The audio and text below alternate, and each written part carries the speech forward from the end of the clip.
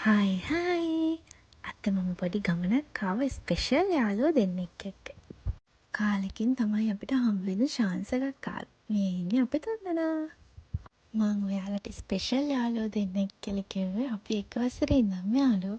එක වසරේදී එකම පන්තියකට වැටිලා තමයි අපි තුන්දෙනා සෙට් වුනේ. ඉස්සර ගෙදර ඉන්නකොට නම් අපි නිතරම වගේ හම්බ වෙනවා. ඒ වුණාට දැන් අපි කැම්පස් තුනක ඉන්නේ. ඒක නිසා හම්බ වෙන්න තියෙන chance එක අඩුයි. ඔන්න කලාතුරකින් අපි තුන්දෙනාම ගෙදර ඉන්න දවසක් හම්බ වුණ නිසා අපි හිතුවා අද පොඩි chat එකක් දාගන්නත් එක්ක හම්බ වෙමු කියලා. ඉතින් අපි මේ රෙස්ටුරන්ට් එකට තමයි ආවේ. මෙතන හරියම නිදහස්. ඉතින් අපි පොඩි chat එකක් දාගෙන ඉඳලා ෆොටෝස් අරගෙන ආපහු පහළට ගියා. අද පොඩි වැස්සකුත් තියෙනවා. මෙහෙට ඉතින් කොහොමද නිතරම වහිනවනේ. ඒ හින්දා එච්චර ගණන් ගන්න දෙයක් නෙවෙයි. අපි මේ හෙමින් පහළට යන්නේ අපේ ලන්ච් එක ඕඩර් කරන්න.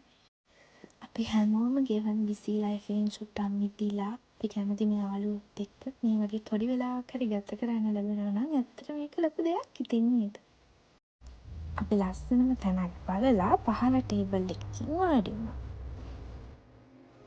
අපි ඕඩර් කළේ සීෆුඩ් රයිස් එකක්.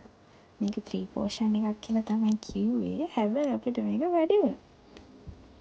අපිට මේ ඕඩර් එක ඉක්මනට ගෙනත් දුන්නට මේක කන්න නම් සෑහෙන වෙලාවක් බලාගෙන ඉන්න වුණා.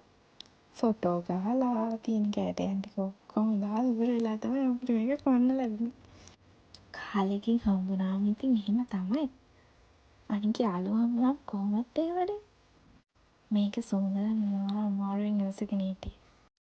ඉතින් ඔයාටත් ඉන්නවද එහෙම චූටි කාලේ ඉඳන් ඉඳපු යාළුවෝ? එහෙම යාළුවෝ ඉන්නවා නම් ඒ ෆ්‍රෙන්ඩ්ෂිප් එක මග ඇරෙන්න නම් දෙන්න එපා. ඉඳලා හිටලා හරි හම්බ වෙලා ඒ ෆ්‍රෙන්ඩ්ෂිප් එක අලුත් කරගන්න. චයිල්ඩ්හුඩ් ෆ්‍රෙන්ඩ්ෂිප් එකක් කියන්නේ අපේ ජීවිතවල තියෙන ගොඩක් සුන්දර අහිංසක පිරිසිදු බැඳීමක්. අපිට තේරෙන කාලෙදී ඇති වෙන ෆ්‍රෙන්ඩ්ෂිප් ගොඩක් වෙලාවට ජොබ් එක, තත්ත්වය නැත්තම් තමන්ගේ අවශ්‍යතා මත ඇති වෙන ෆ්‍රෙන්ඩ්ෂිප් වෙන්න පුළුවන්. හැබැයි චූටි කාලෙදී අපි යාළුවෝ හොයාගන්නේ සෙල්ලම් කරන්න, හිනා වෙන්න ඔය වගේ දේවල් වලටනේ. එතන කිසිම වාසි බලාපොරොත්තුවක්වත් වෙන කිසිම නරක සිතුවිල්ලක්වත් එහෙම නෑ. අනික චයිල්ඩ්හුඩ් ෆ්‍රෙන්ඩ්ස්ලා කියන්නේ අපේ ජීවිතේ අපිත් එක්ක ගොඩක් කඩේමකට පහු කරගෙන ආපු පිරිසක්නේ. එතකොට එයාලා අපේ දුර්වලකම්, හැකියාව අනේ හැම දෙයක්ම හොඳට දන්නවා. ඒක නිසා ඒ බොන්ඩ් එක ගොඩක් ශක්තිමත් කියලා මම හිතනවා. ඉතින් එහෙම යාළුවෝ ඉන්නවා නම් එයාලව මගේ අරගන්න එපා. ඔයාගේ අදහසත් අනිවාර්යෙන් පහලින් කමෙන්ට් කරගෙන යන්න. ඉතින් ඔන්න අද දවසත් ඔහොම ගෙවිලා ගියා. අපි දැන් මේ යන්න තමයි හදන්නේ. එහෙනම් ආයෙත් වීඩියෝ එකකින් හම්බ වෙනකම් බයි බයි.